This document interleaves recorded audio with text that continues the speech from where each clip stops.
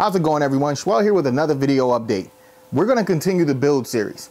One of the things that I wanted to do in this series of videos was make sure that when I covered the guns and the parts that are used, I was also going to be able to go out to the range and demonstrate the guns being used. The problem with that is my health and my inability to actually be out there for any period of time exposed to a lot of gunfire. I have to count on other people to actually do the shooting for me after I set the cameras and things up. So with this particular video, I was unable to go out and get any footage. This particular gun, as it's currently formatted, while it's not as extreme or as bad as it could be for me, this one causes more of a concussion force for me than most of the guns in my collection because it has such a short barrel. But let's talk about that after this intro.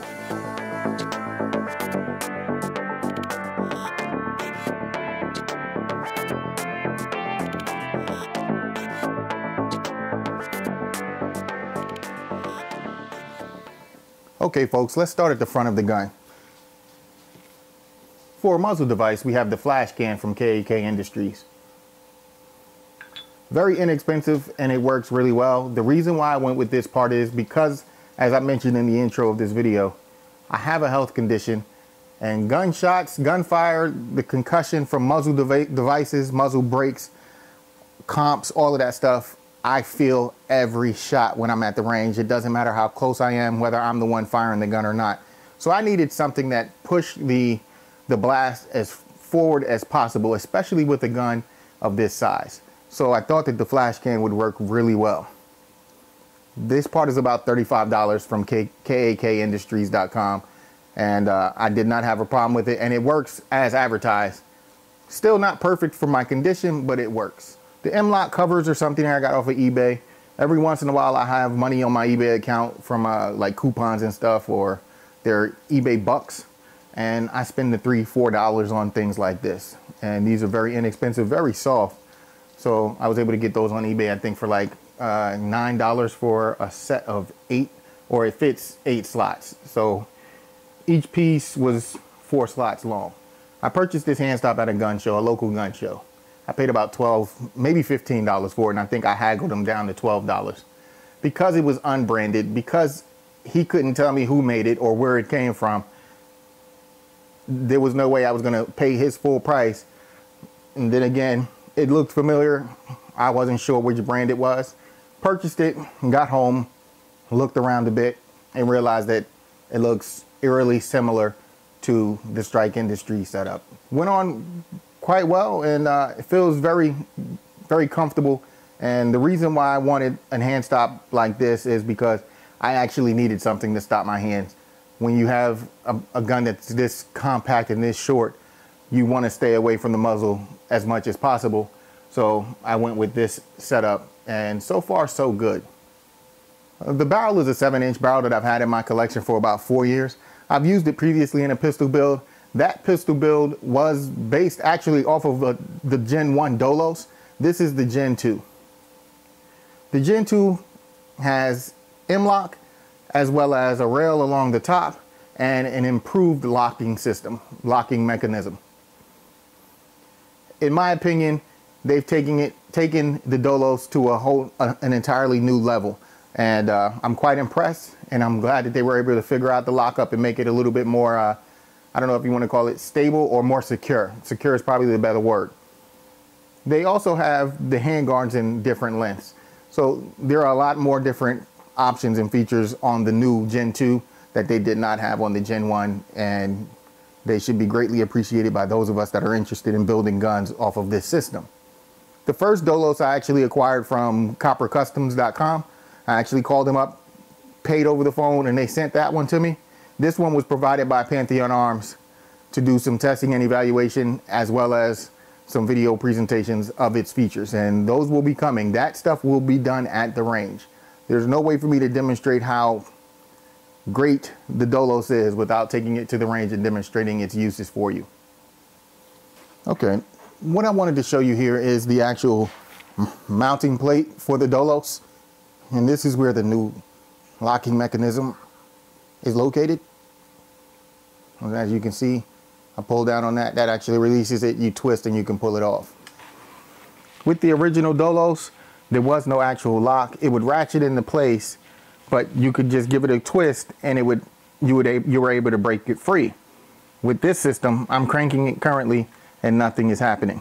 It will not release until you pull down this tab, give it a twist and a pull. It's just that simple. And with a little bit of practice, you can get extremely quick with the process. Okay, moving back, we have Slik Industries gold-plated takedown pins, front and rear. The ultimate dust cover, also by Slik Industries. The mag catch mag release is also by Slik Industries. I like what they're doing with their parts.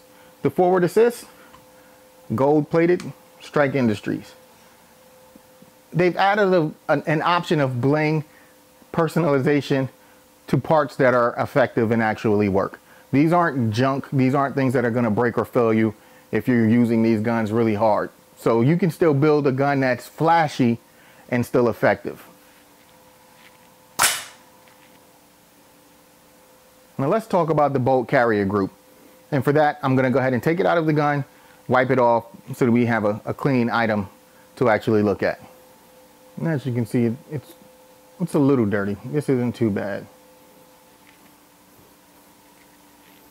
Wipes right off. I didn't have to use any materials or any cleaners. Just wipe it off. And that's one of the benefits, if not the biggest benefit, of the coatings that you find on a lot of the bolt carrier groups on the market these days. This particular one came from AIM Surplus. I've had this in my collection for a little over a year now. This particular bolt carrier group has a little under 1,200 rounds through it. This gun itself only has about 460 rounds through it, and all of those were done with this bolt carrier group. I've been testing and using this one all year, and it has worked out really well. I haven't had any failures, no signs of failure. It's worked out really, really good for me. So the staking was adequate per my expectations. Everything has fit and worked extremely well.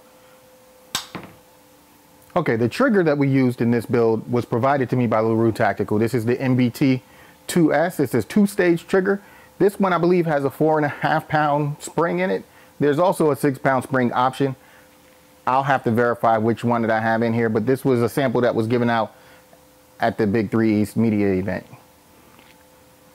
As a matter of a fact, it came in their LT TAC or LT TAC system. So as you can see here, the trigger, a grip, and a safety all installed in a polymer setup that you can actually do trigger manipulation practice safely without having to worry about damaging the receiver or the hammer. The brake on the trigger is extremely crisp, feels good. Again, it's a two-stage. It works out really well, and it retails for under $130. Now let's talk about the one product or the one part that's on this gun that for me kind of kills its comfort level for me. This pistol extension or buffer is extremely short, very compact, and all it has going for itself is this foam pad. The foam pad is great, doesn't snag on my beard, doesn't irritate my face. That's great. But what happens is this tube is a little too compact, so it's very small, very uncomfortable. And even with the changes in the regulations or the rules or whatever you want to call them from the ATF in regard to pistol buffers and pistol braces, this one is not very shoulder friendly, and it wasn't designed to be. I may take the pad off and try installing the SB brace here, the 6-hour brace, or whichever brace you want to call it these days. You know, one of the brace that changed the game. I may try that and see if it works in conjunction with this extension. If not, I may just switch it out completely and go with a SB Tactical PDW brace setup. But my goal is to keep this gun as compact as possible, but also make it very convenient and very easy to use.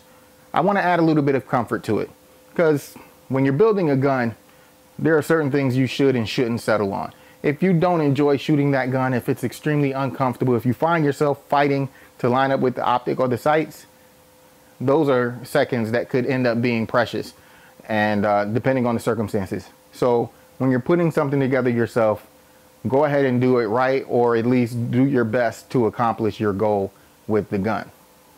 The charging handle used for this build is the BCM Gunfighter. I don't have many of them in my collection, but they are one of the best charging handles on the market. The design is straight to the point, nothing unnecessary. It has a lot of the features and the functions that you need and want on your AR, and they're what I would call duty grade. These are things that I would put on a fighting rifle or a duty rifle that I may or may not be using in a life or death situation. Now let's talk about the upper and lower receiver. These come from Special Ops Tactical. They're a local AR manufacturer in Apopka, Florida. They're one of the first manufacturers in the industry that I was ever exposed to.